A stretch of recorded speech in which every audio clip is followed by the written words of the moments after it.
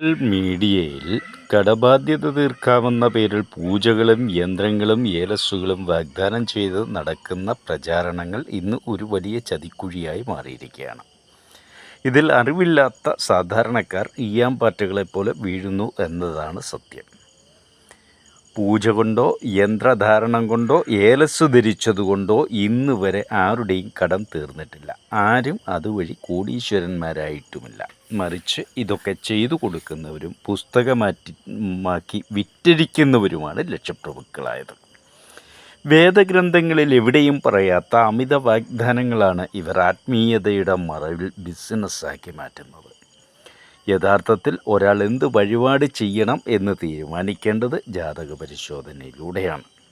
നക്ഷത്രത്തിനും രാശിക്കും അനുസരിച്ച് വളരെ ലളിതമായതും കുറഞ്ഞ ചെലവിലും സ്വന്തം ഗ്രാമക്ഷേത്രത്തിൽ ചെയ്യാവുന്ന പൂജകളാണ് ശാസ്ത്രം നിർദ്ദേശിക്കുന്നത്. ശുദ്ധമായ ഭക്തിയുള്ളവർ അതാണ് ചെയ്യുന്നത്. പൂജയുടെ യഥാർത്ഥ ഫലം ധനമല്ല, മറിച്ച് മനഃശുദ്ധിയും തീരുമാനമെടുക്കാനുള്ള ശക്തിയും തെറ്റായ ശീലങ്ങളിൽ നിന്നുള്ള മാറ്റവുമാണ്. ബാക്കിയുള്ള നേട്ടങ്ങൾ അതിൻ്റെ ഫലമായി സ്വാഭാവികമായി എത്തുന്നതാണ്.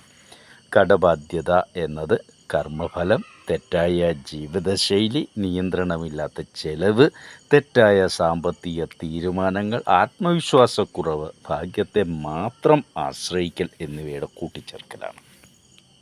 ജാതകപ്രകാരം ഇതിൻ്റെ കാരണങ്ങൾ എന്താണെന്ന് തിരിച്ചറിഞ്ഞ് ജീവിതത്തിൽ തിരുത്തലുകൾ വരുത്തി ലളിതമായ പൂജകൾ ചെയ്താൽ മാത്രമേ യഥാർത്ഥ പരിഹാരം ഉണ്ടാകൂ.